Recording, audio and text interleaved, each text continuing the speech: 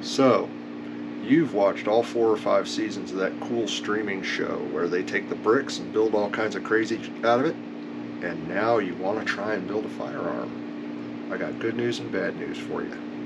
Hi, I'm Scott with Adrenaline Fueled Firearms. Today I'm going to talk a little bit about planning to build your first AR-15. So, the good news is that it is relatively simple to construct an AR-15 from readily available military spec parts and components and different calibers and different colors and different internal components, different various trigger pull weights, adjustable triggers, binary triggers, single triggers, safeties that turn 90 degrees, safeties that turn 45 degrees, butt stocks that extend, butt stocks that don't extend, butt stocks with funky shapes, long barrels, short barrels, barrels that you could put suppressors on, barrel devices, hand guards,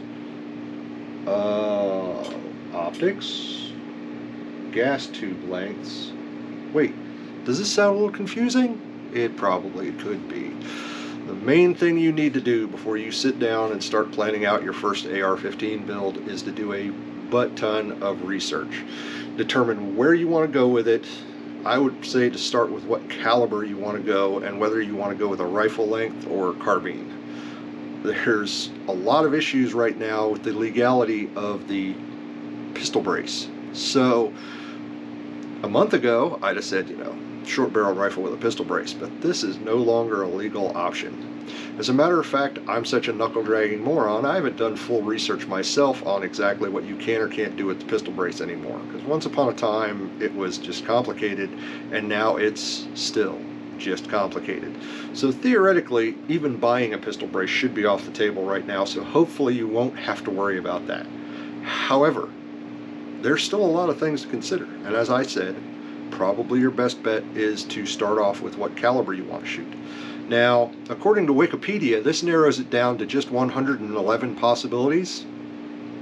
Yeah, 111 caliber possibilities.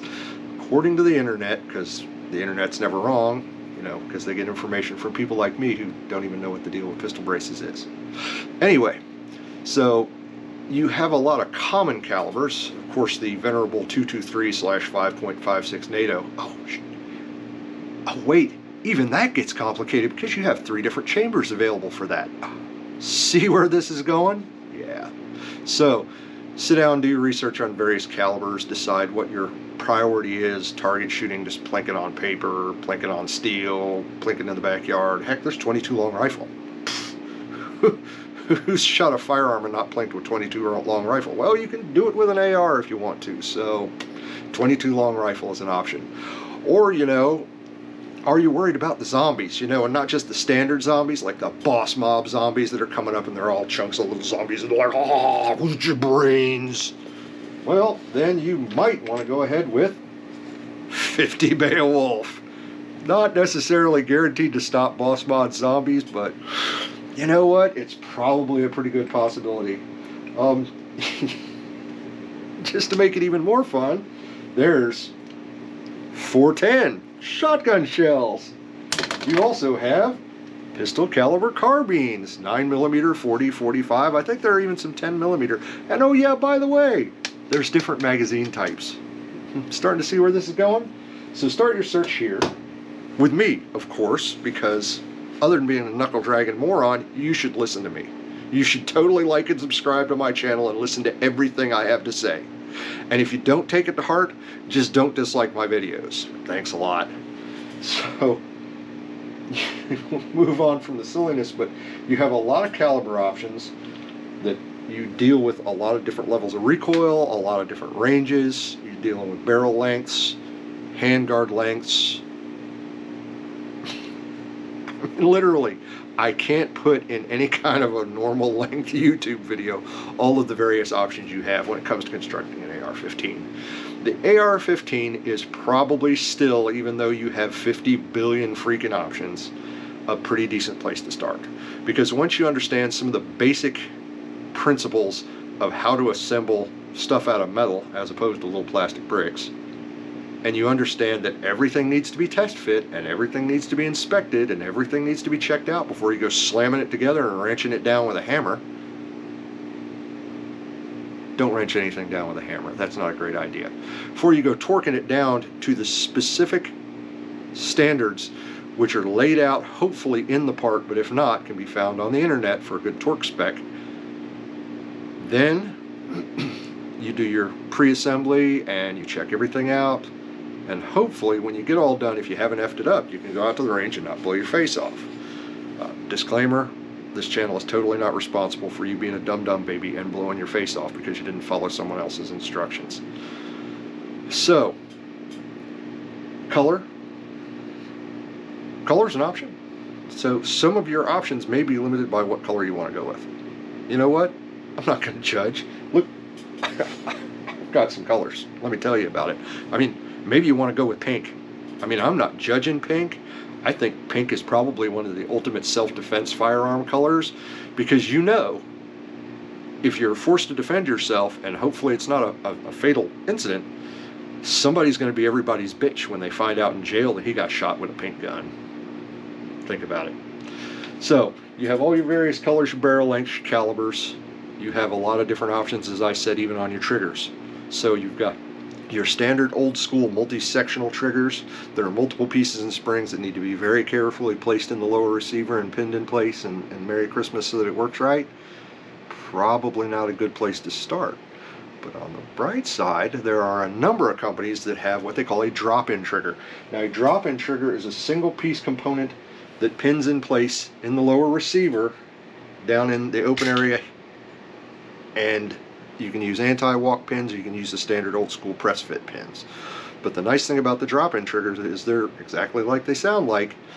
You put them in the proper order in there, along with your safety selector lever, which can be 45 or 90 degree, not more choices. But you insert it in there, you pin it in place, and it's not a bunch of little springs and little levers and little pieces that are going to get effed up or janked up while you're just trying to get them in there because you have no experience with it. Drop-in triggers are a really good option for that. You also have your standard triggers, which I don't think there are any non-standard, as in binary, drop-in triggers.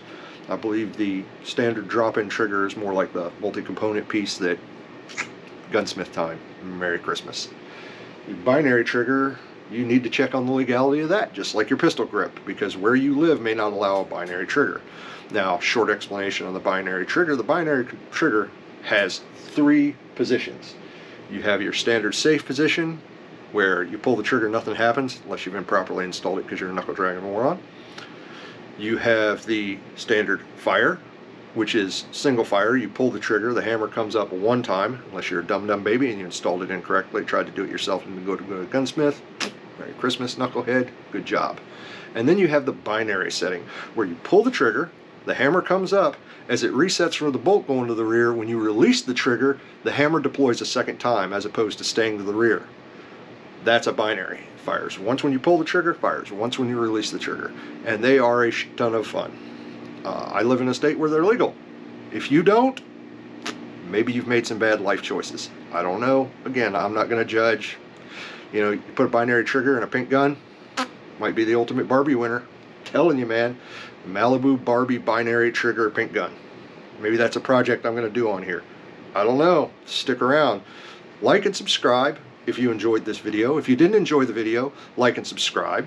If you've ever seen my channel, like and subscribe. By the way, did I mention, please like and subscribe, because, well, I'm really fun and my opinion is awesome. Trust me, I wouldn't lead you astray as far as my opinion.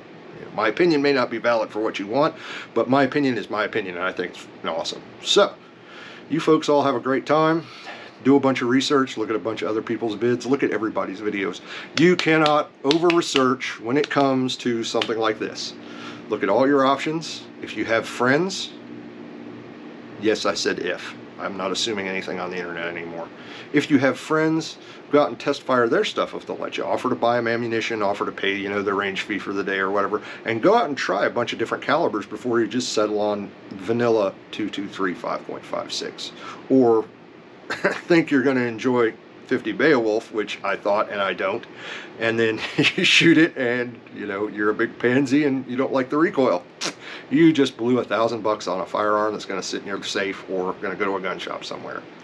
Research, research, research. Thanks a lot. You folks have a great day. Hope you enjoyed the video. Again, look at everybody else's too. Research. Have a great day.